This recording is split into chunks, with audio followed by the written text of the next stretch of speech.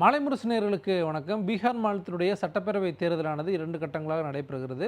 முதலாவது கட்டமானது வரக்கூடிய 6ஆம் தேதி நடைபெற இருக்கிறது. இதில் குறிப்பிட்டு தேர்தல் பிரச்சாரங்களில் ஜங்கிள் ராஜ், காட்டாட்சி அப்படிங்கிற அந்த ஒரு வார்த்தை தேசிய ஜனநாயக கூட்டணியின் சார்பாக எல்லா கூட்டங்கள்லையும் பேசப்படுகிறது. அது பிரதமர் மோடி தொடங்கி, அமித்ஷா தொடங்கி, அதே போல் நிதிஷ்குமார் வரைக்கும் தொடர்ச்சியாக இந்த ஒரு வார்த்தையை மட்டும் பயன்படுத்தி கடுமையான ஒரு விமர்சனத்தை ஆர்ஜேடி மீதும் காங்கிரஸ் மீதும் தொடர்ச்சியாக வச்சுட்டு வராங்க. இந்த காட்டாட்சி அப்படிங்கிறது 1990 2005ஆம் ஆண்டு வரைக்கும் பீகாரில் நடைபெற்ற அந்த ஆட்சி தான் இந்த கட்சித் தலைவர்கள் தொடர்ச்சியாக தங்களுடைய விமர்சனங்களில் குறிப்பிடுறாங்க. அதன் பிறகு 20 ஆண்டு காலம் நிதிஷ்குமார் பாஜகவுடனான கூட்டணியோ இல்லை லல்லு பிரசாத் யாதவுடனான கூட்டணியில் ஆட்சி செய்தாலும் கூட அதற்கு முன்பு இருந்த இந்த 15 ஆண்டு காலத்தை கடுமையான ஒரு விமர்சனத்தை பிரதமர் மோடி உள்ளிட்டோர் தொடர்ச்சியாக வச்சுட்டு வராங்க.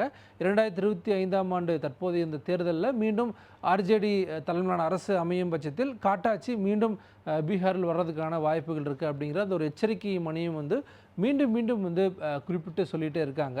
இந்த 1990 காலகட்டத்திலிருந்து 2005ஆம் ஆண்டு வரைக்கும் என்ன நடந்துச்சு, இந்த ஜங்கிள் ராஜ் அப்படிங்கிற வார்த்தை எப்படி வந்துச்சுங்கிறத பார்க்கலாம்.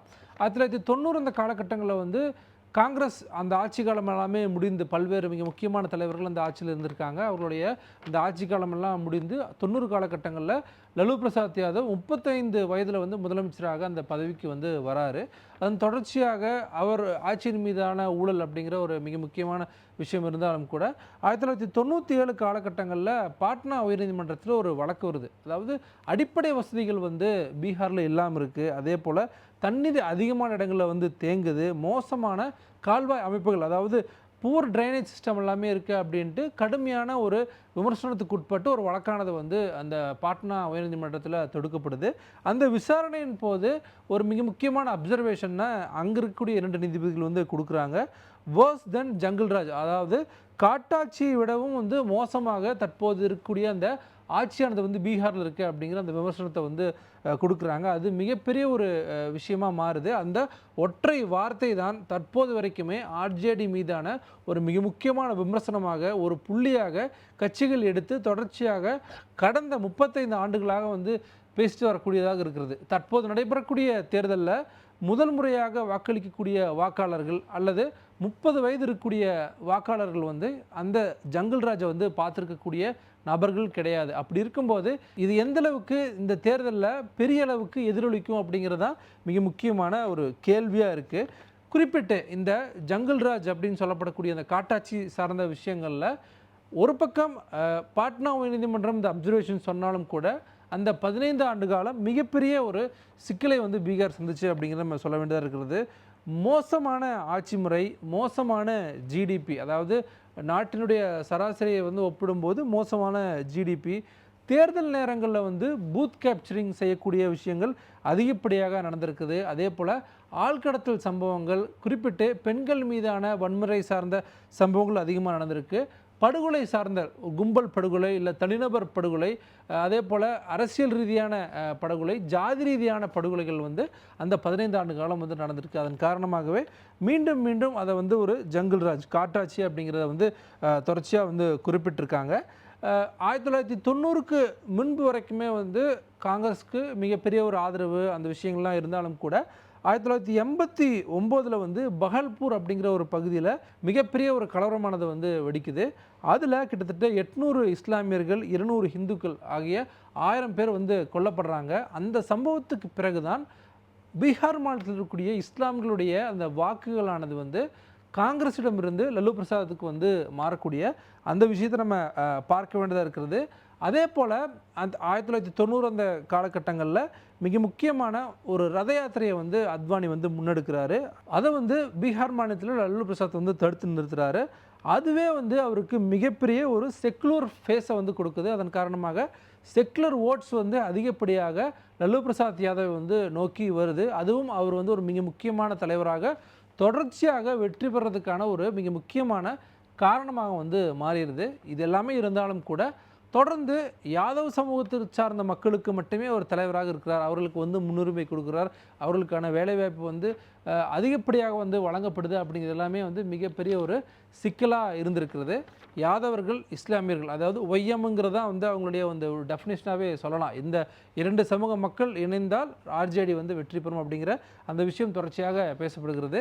யாதவர்கள் அல்லாத ஓபிசிஸ், இபிசிஸ், அதே போல் தலித் சமூக மக்களை வந்து ஒன்றிணைத்து 15 ஆண்டு கால ஆட்சி வந்து 2005ஆம் ஆண்டு தூக்கி எறியப்பட்டு நிதிஷ்குமார் வந்து அந்த ஆட்சி கட்டலில் அமர்றார். இதுவரைக்குமே 20 ஆண்டுகள் வந்து அவர் அந்த ஆட்சியில் இருக்கார் அப்படிங்கிறது நம்ம குறிப்பிட்டு பார்க்க வேண்டியதாக இருக்கிறது. 1997 அந்த காலகட்டங்களில் தீவன ஊழல் சார்ந்த விஷயங்களில் வந்து மிகப்பெரிய ஒரு சிக்கலாகி குறிப்பிட்ட லல்லு பிரசாத் யாதவ் தன்னுடைய முதலமைச்சர் நாட்களிலிருந்து இறங்குறதுக்கான ஒரு மிக முக்கியமான வழக்காக மாறுது. அவர் வந்து தன்னுடைய பதவி வந்து ராஜினாமா செய்கிறார். அதன் பிறகாக அவருடைய மனைவியாக இருக்கக்கூடிய ராப்ரி தேவி அந்த முதலமைச்சர் நாட்காலியில் வந்து அமர்றாங்க. அவருடைய ஆட்சி காலகட்டங்கள்லையும் இதில் வந்து தொடர்ச்சியான படுகொலைகள், தொடர்ச்சியான மிக பெரிய அசம்பாவிதங்கள் வந்து அந்த மாநிலத்தில் நடைபெற்றே வருது. அதன் காரணமாகவும் அந்த காட்டாட்சி அப்படிங்கிற அந்த ஒரு வார்த்தையை வந்து தொடர்ச்சியாக கட்சிகள் வந்து பயன்படுத்துகிறாங்க. ஒப்பீட்டளவில் நம்ம குறிப்பிட்டு பார்க்க வேண்டியதாக இருக்கிறது. 1992 காலகட்டங்களில் கிட்டத்தட்ட 384 ஐஏஎஸ் அலுவலர்கள் வந்து பீகார் மாநிலத்தில் இருக்காங்க. அந்த காலகட்டங்களில் 144 ஐஏஎஸ் ஆஃபீஸஸ் வந்து டெபுடேஷன், சென்ட்ரல் டெபுடேஷனுக்கு வந்து போகிறாங்க. தொடர்ச்சியான சட்ட ஒழுங்கு சார்ந்த பிரச்சனைகள் எல்லாமே இருக்குது. அப்படிங்கும்போது அந்த காலகட்டங்களில் 144 பேர் வந்து மத்திய அரசினுடைய பணிக்கு வந்து டெபுடேஷனாக வந்து போகக்கூடிய ஒரு சூழலும் வந்து அமையுது. குறிப்பிட்டு 1990 2005 வரைக்கும் நடந்த இந்த சம்பவங்கள், படுகொலைகள், கிட்னாப்பிங் சார்ந்த சம்பவங்கள் புள்ளிவிவரங்கள் அடிப்படையில் நம்ம குறிப்பிட்டு பார்க்க வேண்டியதாக இருக்கிறது. ஏன் வந்து இந்தளவுக்கான ஒரு விமர்சனத்தை வந்து வைக்கிறாங்க அப்படின்ட்டு 2001 2004 வரைக்கும் கிட்னாப்பிங், அதாவது கடத்தல் சம்பவமானது வந்து வழக்கு பதிவானது வந்து 1527 வழக்குகள் பதிவாயிருக்கு. அதுவே 2006 2009 வரைக்கும் 429 வழக்குகள் வந்து பதிவாயிருக்கிறது. 1976 2001 வரைக்கும் 737 படுகொலைகள் வந்து நடந்திருக்கு. அதில் வந்து காவல்துறை சார்ந்த பலரும் வந்து கொல்லப்பட்டிருக்காங்க. 1994 2000 ஆண்டு வரைக்கும் 337 படுகொலைகள், அதில் வந்து 50 இடதுசாரிகளை சார்ந்த நபர்கள் வந்து கொலை செய்யப்பட்டிருக்காங்க. 1991 2001 வரைக்கும் 58 படுகொலை சம்பவங்கள் வந்து நடைபெற்றிருக்குது. இதன் காரணமாக கிட்டத்தட்ட 566 பேர் வந்து கொல்லப்பட்டிருக்காங்க. அதே போல் ஒரு மிக முக்கியமான சம்பவங்கள் வந்து அப்பப்போ வந்து நடைபெற்றிருக்குது. 1992 கயா அப்படிங்கிற பகுதியில் வந்து உயர் ஜாதியை சார்ந்த 34 பேர் வந்து கொலை செய்யப்படுறாங்க. அது வந்து மிகப்பெரிய ஒரு பரபரப்பு செய்தியாக மாறுகிறது. 1996 போஜ்பூர் அப்படிங்கிற பகுதியில் வந்து 22 தலித் சமூக மக்களும் வந்து இஸ்லாமியர்களும் வந்து கொல்லப்படுறாங்க. அதுவும் வந்து மிகப்பெரிய ஒரு சிக்கலாக மாறுகிறது.